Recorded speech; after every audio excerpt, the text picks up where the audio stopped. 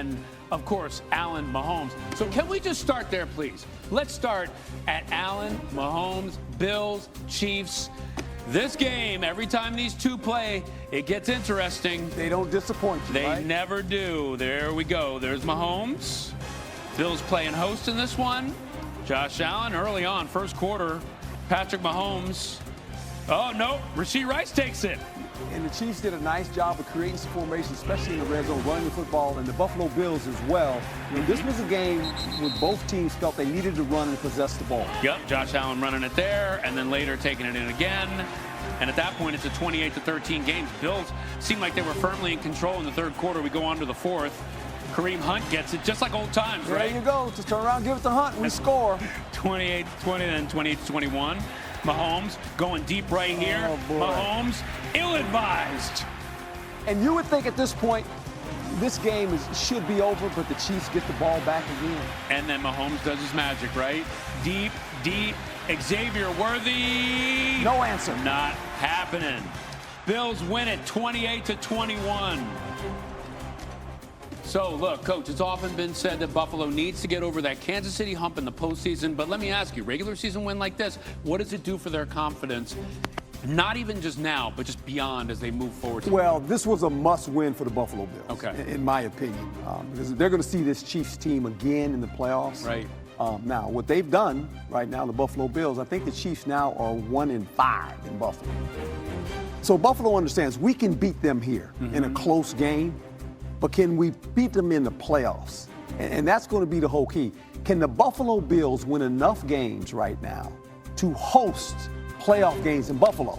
Yeah. You don't want to go to Arrowhead and have to play the Chiefs in the playoffs, right? So the Buffalo Bills are trying to win as many games as they can to keep a lead so that the Chiefs eventually, when they're in the playoffs, they got to come to Buffalo. Get them in your territory and you can take it. So what went wrong with KC today? Look, close game, tight to the very end, but still KC comes up short. Well, they come up short, but Buffalo Bills, obviously, they have a good football team. They were able to run the ball. Josh Allen makes the plays that are unannounced that you can't really practice against because you don't know what he's going to do once he leaves the pocket, right? It was one of those back-and-forth games. Two of the best quarterbacks in the National Football League competing. You thought the game would come down to this. It would come down to the wire like it always does. Yep. And actually, the Chiefs had a chance at the end again. It's so crazy how it's never a dull moment with these two franchises. Jeff Darlington talked to one of the stars of the game, Dalton Kincaid, with the Bills afterwards. Take a listen. Well, they're singing Mr. Brightside. It's your song. It's your tradition. How does it feel to win this game once more here? It's always good getting a win at home. Fans showed out, and just blessed to come out with the win. So the intensity of this game always feels like the playoffs. How were you guys able to basically put every phase of this game together the way you did today? Yeah, defense, they showed up and showed out. Special teams made some big plays, and we were able to score some points on offense. So when you get all three phases working together, it's usually ends up in a success. One of the big things we were talking about this week was finding the balance in the offense, not just relying on James Cook, but also in the passing game. Was there a concerted effort to do that today? I mean, a little bit. When James Cook's, James Cook, he's that good. You want to give him the ball. And just Joe Brady called a heck of a game, and we were able to come out and succeed.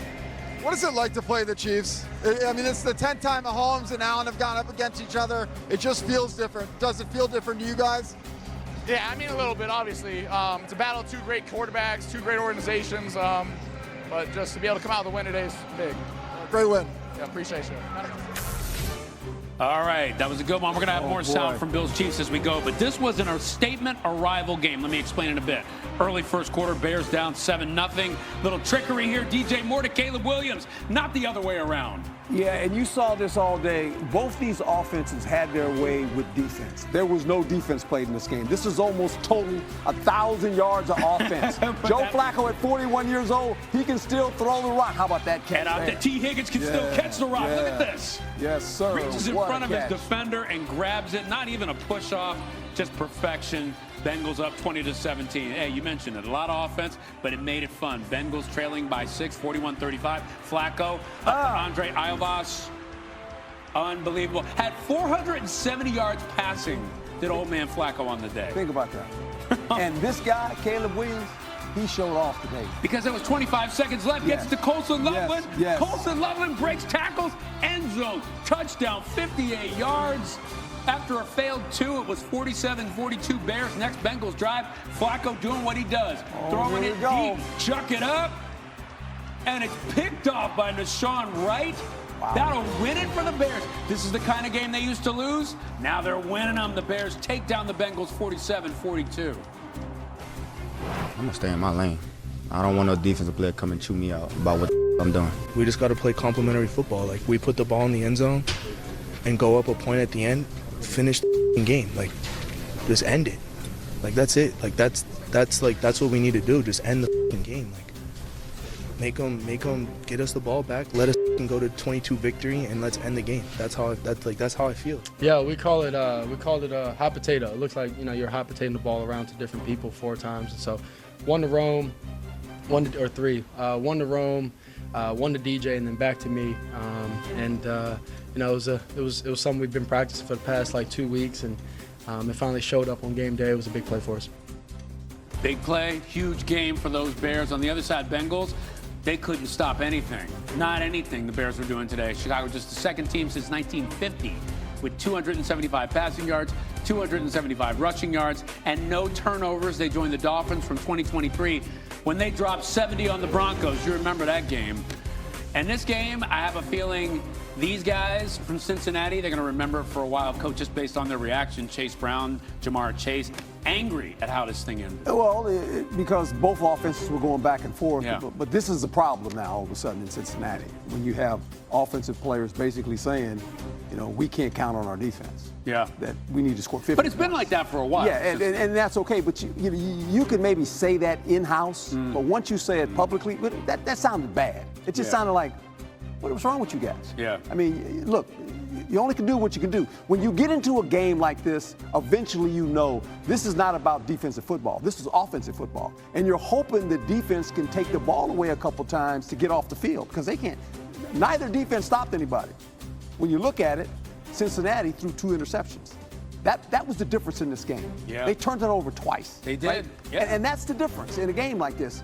Caleb Williams played outstanding. Joe Flacco, 41 years old, he's been there, 3 weeks? And basically scored over 40 points. I mean, what more can you say? It's unbelievable offense. I want to talk about this game a little bit more in a minute, but responsible for 3 of Buffalo's touchdowns today, giving him 281 for his career. That passes today's opponent, Patrick Mahomes, for the most in a player's first 120 games in NFL history. This was game 119 for Allen, so it gives him a little bit more time to build on that lead. Now, this is new on SportsCenter. Andy Reid on the losing side. Let's hear from him. All right. We had one injury coming out of it, was Jawan Taylor, who hurt his right ankle. So other than that, we've got to do a little better than that. Obviously, when you're playing a good football team, it starts with me and doing my job better, and giving our guys an opportunity to put them in good position there where they can make some plays. Against a team like this, both offensively and defensively, you have to take. You got to get off the field defensively, and you got to be able to stay on the field offensively and score touchdowns, not field goals. It's great for Bucker to make them for sure, but you want touchdowns in those situations. And so my hat goes off to them. Sean's done a nice job with them. They played a good game tonight. So that time's yours. Andy, what is it about Buffalo's pass rush that makes them difficult out there? Yeah, well, they've got those defensive ends are top notch, so they can roll them in, and they've got 3 or 4 of them that can bring it. Which does that affect just the timing of your offense? Yeah, I could have helped the guys out, and I didn't do a very good job with that. So, and then we've got to obviously do it a little better when given that opportunity. So.